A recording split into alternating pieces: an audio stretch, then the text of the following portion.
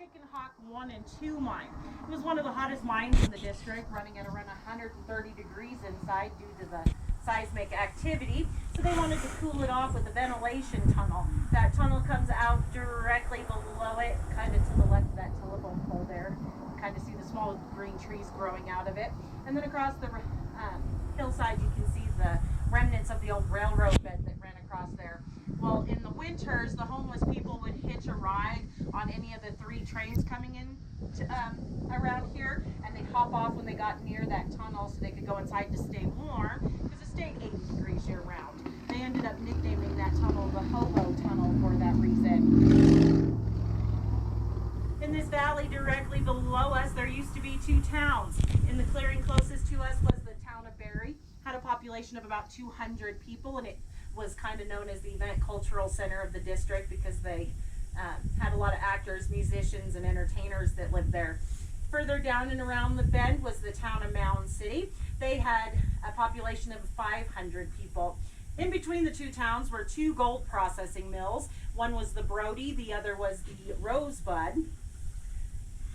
In 1904, the Brody caught fire and ended up destroying this valley. Those 2 towns and the fire ran up into the town of Anaconda. Our station building and that blacksmith shop both were 2 of the few buildings that survived that fire. And it's been said through the years that that fire raged and roared so loudly in this valley that people in Cripple Creek had a hard time sleeping at night.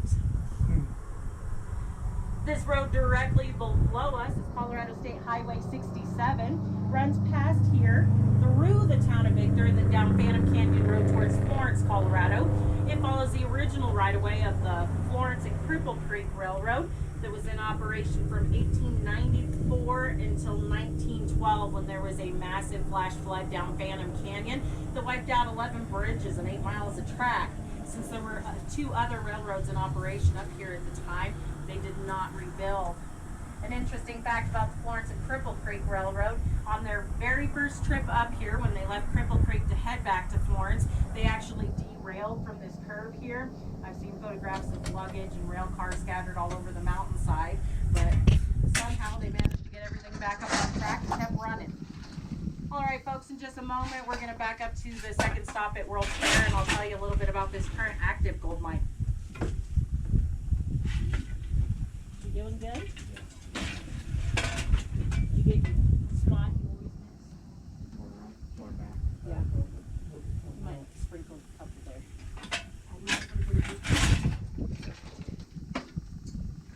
Thank you, sir.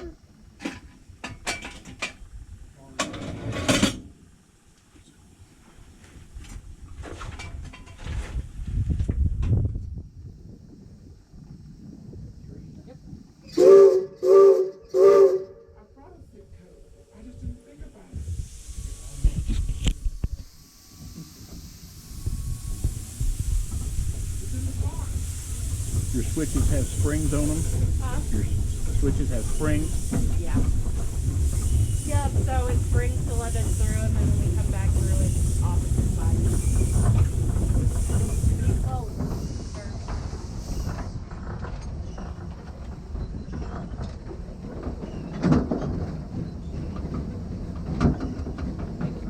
you're welcome.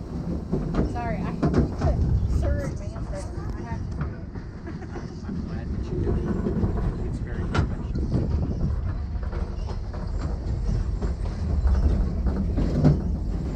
Little slow.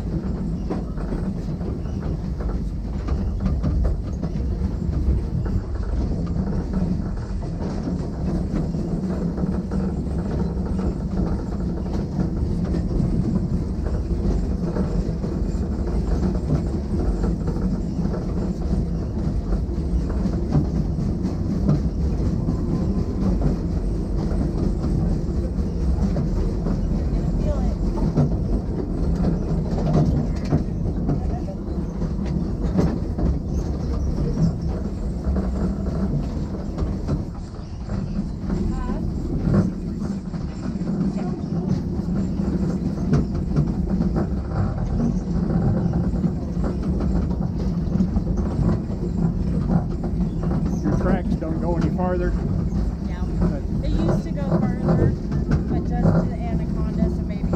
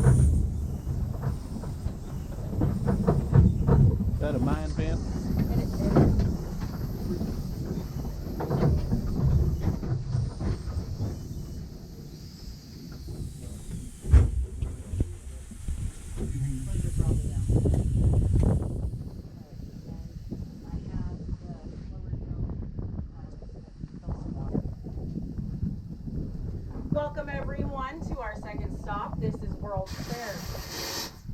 If you look off the right side of the engine over on that mountainside over there, you'll see all that gray and dirty looking rock stacked up. That is part of the Cripple Creek and Victor Gold Mine. They started out in 1995 and have been in operation ever since.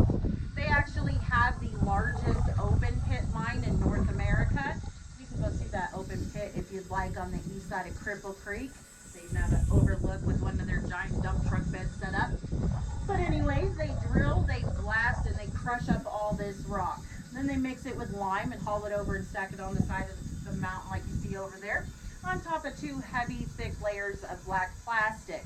Then they run an irrigation tubing down the sides of it. You can kind of see that tubing on the fourth level down over there. But they flood it with a cyanide water solution. That solution separates all the minerals out of the rocks. They pull an average of 250,000 ounces of gold out each year, about 30% silver, and just a teeny tiny bit of platinum. They're one of Teller County's largest employers with around 800 employees. Take a look back behind us. There's a valley back there. There's a dirt road that runs down it. It starts in Cripple Creek and takes you to Canyon City, Colorado.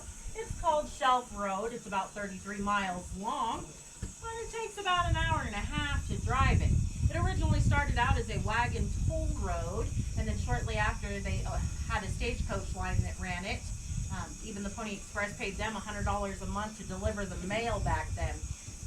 Back then you could get your mail in about a day in Cripple Creek, but now with all the new modern technology, we're lucky if we see our mail in 3 days to a week. But if you were ever curious what it felt like to drive on a shelf, that road is for you. It's not for the faint of heart, but if you're willing to give it a go, I have to say it's got some really great views. I just always tell everyone to take it going down so that you're against the mountainside versus coming up where you're against the 300-foot drop-offs. All right, folks, we're going to make our way back towards Cripple Creek now, but as we pull forward, if you watch off the left side of the engine up ahead, you'll see a big concrete pad. That concrete pad covers the entrance to the World's Fair mine. Sometimes my boss and I argue a little because I say it's 2 stories deep. He says it's 3, but that's another story. See what you did There gets them in there. How big is that mine? Because the mine in Morenci, Arizona, is an open pit copper mine. Yeah. Well, you can go see it, and it's blacktop. If you go to the top of Cripple Creek, and I don't know, before you start making the turn to come in, there's a blacktop road that goes off to the left. Yep. It's blacktop all the way around, but the open pit's on that side. Yeah. They're supposed to be the biggest. They're not. Because this one, it runs all the way from here to Victor to Goldfield, all the way back over towards Cripple Creek on the back side, and then this whole back side of the mountain. When you get home, Google search Morenci open pit copper mine in Arizona. I will. It's big enough you can pick Dallas and Fort Worth up and set it inside that mine. Nice. See, our even their trucks, you Big can Tonka fit, trucks. Yeah, that you can fit 4 dump trucks in. You're good to go.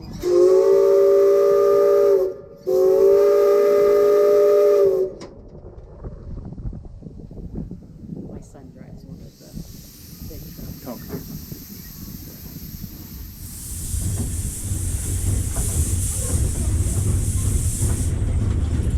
Morenci mine, when they're down at the bottom of the pit and they get loaded, it takes them an hour and a half to get up before they dump it. Yeah.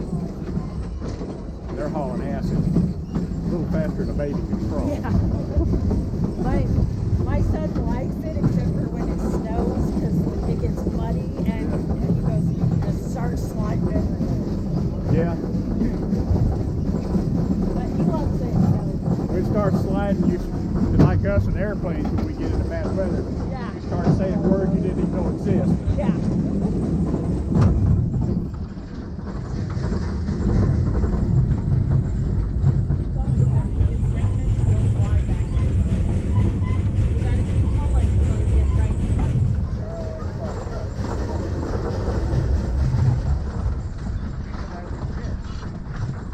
Which road should we take to go out of here to go down, that'll be paved to pick up